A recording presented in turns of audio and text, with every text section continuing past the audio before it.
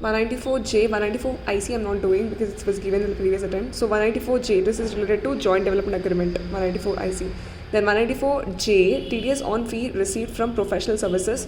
This is applicable for Mohanlal, that big person, greater than 50 lakhs. If the gross receipts is greater than 50 lakhs, it is applicable for him also. So he should also deduct TDS.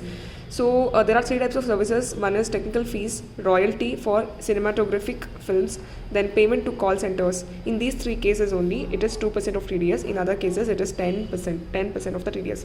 So if per fees we'll consider, if it's greater than 30,000, that's when we'll deduct the TDS. The director remuneration, there's no limit. Individual HUF, no TDS.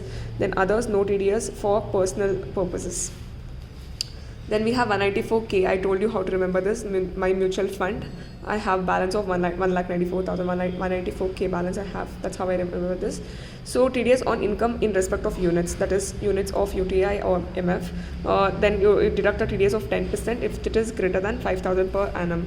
Then 194 LC. LC stands for FC. So FC is foreign currency borrowings. So made by Indian company or trust. It is made by Indian company or trust. On that you pay 5% TDS. Then 194 M. So CHA, Michael Jackson. That's how we remember this. So in this 194 M, what happens is whatever was not applicable in case of individuals, in that contract, commission, brokerage, and fees for professional services, that CHJ, whatever it was. So that will be applicable for individual over here. So that is 5%, which is greater than if all these amounts, like contract or commission, brokerage, or fees for professional services, if it exceeds 50 lakh, that's when you deduct TDS of 5%.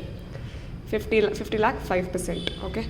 Then for individual or HUF, other than these things. Okay, fine. So we remember this. Next, 194N. N means no for cash. No for cash withdrawal. So I say no for cash withdrawal. N.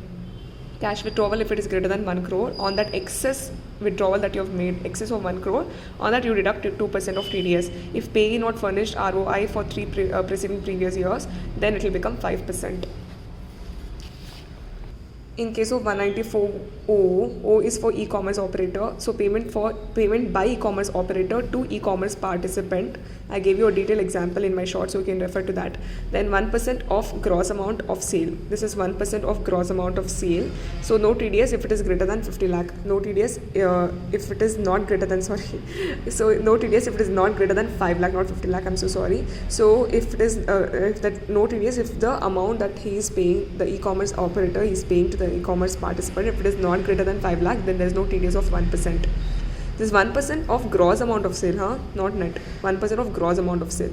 And in case of individual, this is and in case of individual HUF also, this is not applicable. If e-commerce participant doesn't furnish PAN, participant for whom we are paying, correct? So if he is not furnishing the PAN, then TDS at 5% instead of 1%. 194Q, very very important. So here we had connected 206C1H, that TCS deduction as well. So 194Q, what happens if you purchase goods? So buyer can be resident or resident, non-resident having PE in India, and seller should be resident, correct? So if the seller is resident and buyer is any of these two, then if he purchase goods which is greater than 50 lakh, if he purchase goods which is greater than 50 lakhs, then buyer should 0.1% of TDS should be deducted by the buyer before paying to the seller, correct? So that is 0.1% of the consideration. So the turnover of the buyer, for which buyer this is applicable? If the turnover of the buyer is greater than 10 crore, that's when it is applicable for the buyer.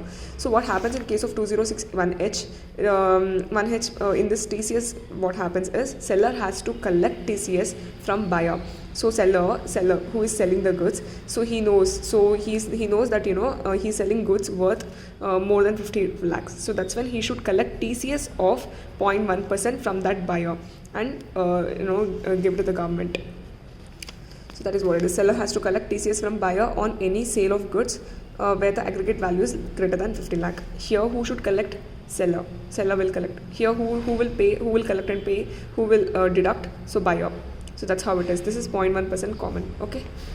This is only on the excess amount of 50 lakh. Okay, remember this. This is only on the excess amount of 50 lakh. No PAN. If PAN is not furnished, then it is 5% of TDS.